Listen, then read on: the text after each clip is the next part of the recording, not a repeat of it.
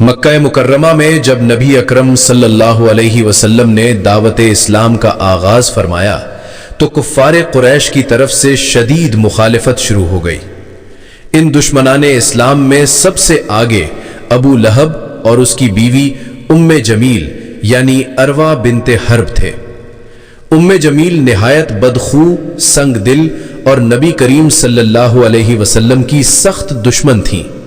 وہ ہر وقت آپ صلی اللہ علیہ وسلم کو اذیت پہنچانے کے لیے نئی نئی تدبیریں سوچتی رہتی تھیں۔ وہ نبی کریم صلی اللہ علیہ وسلم کے راستے میں کانٹے بچھا دیتی تاکہ آپ کے مبارک قدم زخمی ہو جائیں اور آپ کی دعوت میں رکاوٹ پیدا ہو۔ کبھی آپ صلی اللہ علیہ وسلم کے گھر کے دروازے پر گندگی ڈال دیتی، لیکن حضور صلی اللہ علیہ وسلم صبر و تحمل کا مظاہرہ فرماتے، خود اسے صاف کرتے اور اپنی زبان مبارک سے کوئی سخت بات نہ فرماتے۔ ام جمیل مالدار عورت تھی، مگر اس کا مال بھی اسلام دشمنی میں خرچ ہوتا تھا۔ اس کے پاس ایک قیمتی ہار تھا اور وہ کہا کرتی تھی، لات و عزا کی قسم، میں اسے محمد صلی اللہ علیہ وسلم کی دشمنی میں خرچ کر دوں گی۔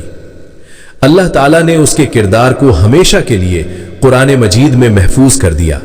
چنانچہ سورۃ المسد میں ارشاد ہوتا ہے، اور اس کی بیوی بھی عذاب میں ہوگی، جو لکڑیاں اٹھانے والی ہے، اس کی گردن میں کھجور کی رسی ہوگی۔ مفسرین بیان کرتے ہیں کہ وہ واقعی لکڑیاں اور کانٹے اٹھا کر لاتی تھیں اور نبی کریم صلی اللہ علیہ وسلم کے راستے میں ڈالتی تھیں تاکہ آپ کو تکلیف پہنچے۔ ایک روایت میں حضرت اسماء بنت ابو بکر رضی اللہ عنہا بیان کرتی ہیں کہ جب یہ سورت نازل ہوئی تو ام جمیل غصے میں بھری ہوئی پتھر اٹھائے رسول اللہ صلی اللہ علیہ وسلم کو تلاش کرتی ہوئی نکلی۔ اس وقت نبی کریم صلی اللہ علیہ وسلم حضرت ابو بکر صدیق رضی اللہ عنہ کے ساتھ حرم میں موجود تھے۔ حضرت ابو بکر نے عرض کیا، یا رسول اللہ، وہ آ رہی ہیں، مجھے اندیشہ ہے کہ آپ کو نقصان پہنچائیں گی۔ آپ صلی اللہ علیہ وسلم نے فرمایا، وہ مجھے دیکھ نہیں سکے گی۔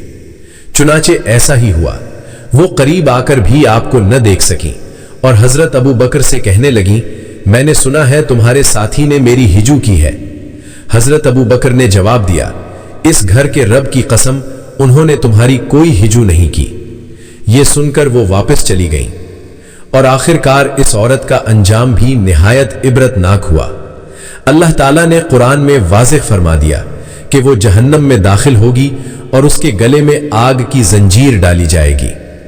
بعض مفسرین لکھتے ہیں کہ دنیا میں بھی وہ اپنے ہی عمل کا شکار ہوئی اور لکڑیوں کی رسی اس کی گردن میں پھنس کر اس کی ہلاکت کا سبب بنی، لیکن یہ بات صحیح حدیث سے ثابت نہیں بلکہ تفسیری روایات میں مذکور ہے۔